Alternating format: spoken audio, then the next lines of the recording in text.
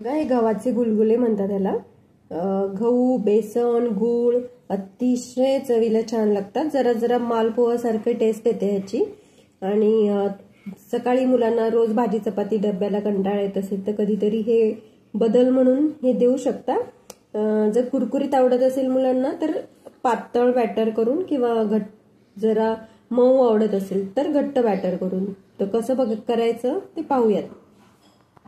त्यासाठी आपण जी घरामध्ये छोटी कुठलीही वाटी तुम्हाला पाहिजे असेल त्याच वाटीच्या प्रमाणाने घ्यायचं। आता मी ह्या कपाने घेते तर हे कप 2 कप मी गव्हाचं पीठ घेणार आहे। ह्याच कपाने 2 कप गव्हाचं पीठ। हे बघा 2 कप गव्हाचं पीठ घेतलंय। कुठलंही म्हणजे कुठलीही वाटी वगैरे तुम्ही यूज करू शकता। आता 2 कप गव्हाचं पीठ असेल तर 1 कप डाळीचं पीठ घ्यायचंय आपल्याला। हे बघा आता 1 कप डाळीचं पीठ, वाट्या म्हणा किंवा कप काय असेल ते। आता परत एकदा सांगते, 2 कप किंवा वाटी गव्हाचं पीठ असेल तर 1 कप किंवा वाटी बेसनचं पीठ घ्यायचं।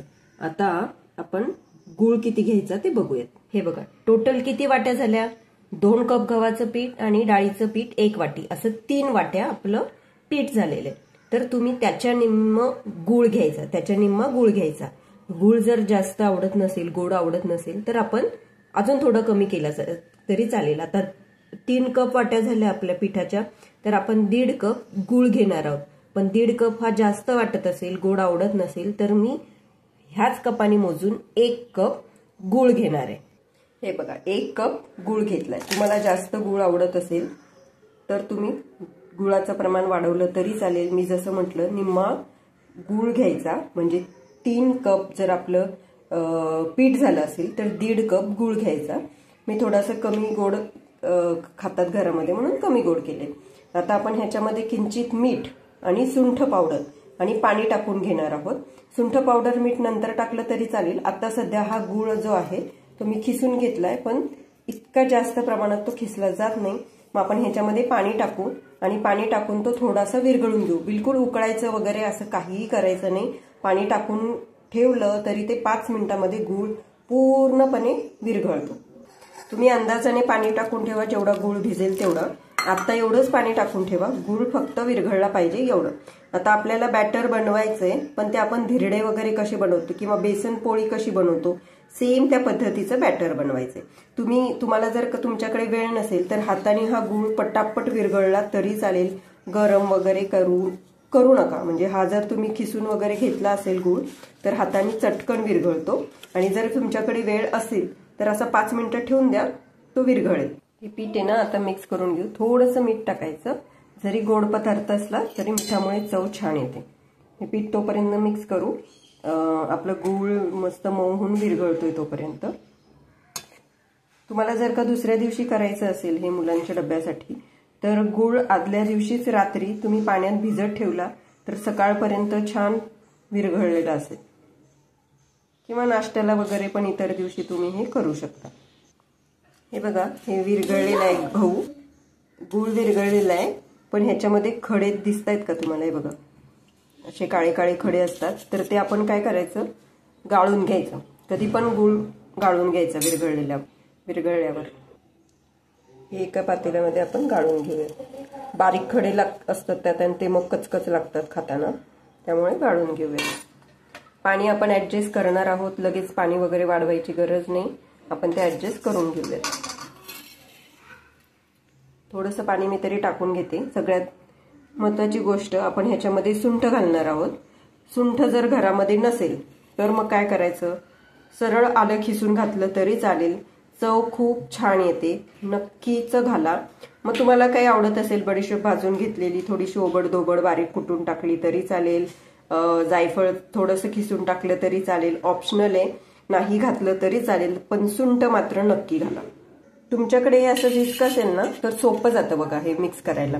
थोडंसं पाणी मी आता वाढवून घेते किंचित, आणि चमच्याने आपण थोडं थोडं हे जे पीठ आहे ते टाकून घेऊया त्याच्यामध्ये गुळामध्ये।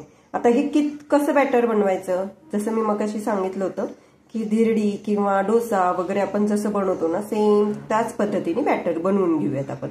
थोडंच टाकून पीठ हलवून घ्यायचं, एकदम टाकायचं नाही, नाहीतर त्याच्या गाठी तयार होतात। हे बघा, एक एक दोन दोन चमचेच टाकून हलवून घेऊयात पीठ आपण व्यवस्थित.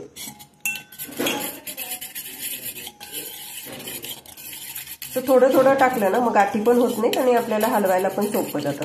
हे असं व्हिस्क असेल ना तर नक्की वापरा, त्याच्यामुळे गाठी मोडल्या पण जातात होणार असेल तर. मी आता हे तुम्हाला बॅटर करून दाखवते. सगळं पीठ यात मिक्स करते आणि त्याचं बॅटर बनवून दाखवते. हे सगळ्या गाठी मोडल्या जातात व्हिस्कने. फार वेळ नाही लागत आणि हाताने हलवलं तर खूपच चांगली गोष्ट आहे. हाताने या सहज गाठी मोडल्या जातात.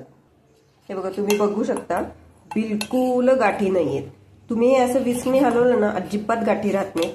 सुरुवातीला जरी वाटलं की गाठी आहेत तर नंतर अजिबात म्हणजे अजिबात गाठी राहत नाहीत. हे बघा, आता तुम्हाला अजून एक आयडिया सांगते. आपण पीठ हे गव्हाचं पाणी जे केलं होतं ते तुम्ही आता हळूहळू टाकून घेतलं ना ह्याच्यामध्ये पीठ, तर तुम्ही आता सुद्धा चव चाटून बघू शकता की तुम्हाला कितपत गोड पाहिजे. आता पीठ एवढं शिल्लक आहे, मी थोडं थोडं त्याच पद्धतीने करून घेणार आहे. मी पीठ टाकणार आहे सगळं, पण तुम्हाला जसं गोड कमी पाहिजे किंवा जास्त पाहिजे तर तुम्ही आता या वेळेस तुम्ही ते ऍडजस्ट करू शकता की पीठ बास आहे, आता एवढं गोड बास आहे तर तुम्ही ते पीठ टाकायचं बास करू शकता. तुम्ही पाणी ऍडजस्ट करत जा ज्याप्रमाणे तुम्हाला म्हणजे आपल्याला बॅटर बनवायचे. डोशाचं बॅटर जसं असतं त्याचप्रमाणे बनवायचे. पाणी थोडं थोडं सुरुवातीला कमीच पाणी राहू दे, नंतर हळूहळू आपण पाणी ऍडजस्ट करत जाणार आहोत. आता प्रत्येकाचे गव्हाचं पीठ किती बारीक आहे किंवा डाळीचं किती बारीक आहे त्याच्या हिशोबाने पाण्यामध्ये जास्त कमी जास्त प्रमाण होऊ शकतं. त्यामुळे मी तुम्हाला इतकंच पाणी घ्या असं वगैरे नाही सांगितलं, तर तुम्ही ते ऍडजस्ट करा किती बारीक पाहिजे वगैरे. हे बघा, हे मस्त बॅटर तयार झालेलं आहे. आपण आता त्याचे गुलगुले करून घेऊयात. सुंठ पावडर टाकायची राहिली होती तर ती सुंठ पावडर टाकून घेऊयात आपण. मी जसं सांगितलं आलं खिसून घातलं तरी चालेल, वेलची पूड टाकली तरी चालेल, पण मी असंच करते, जास्त काही ह्याला टाकत नाहीये. असंही खूप छान लागतात हे. हे बघा, हे कन्सिस्टन्सी बघू शकता तुम्ही.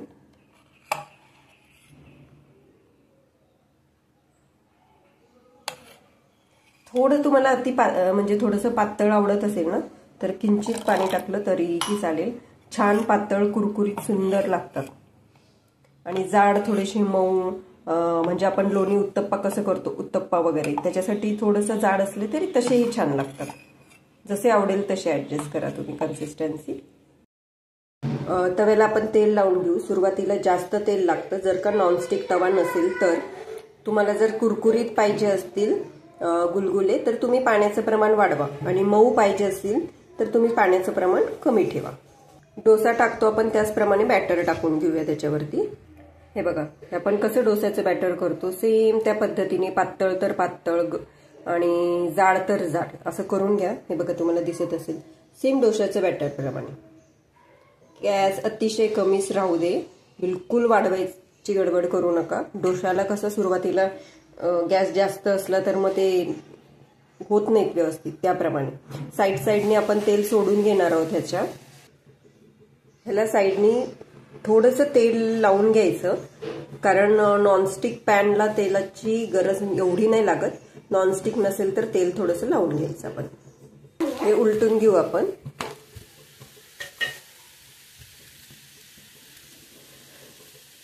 आता दुसरी बाजू पण व्यवस्थित भाजून घेऊयात.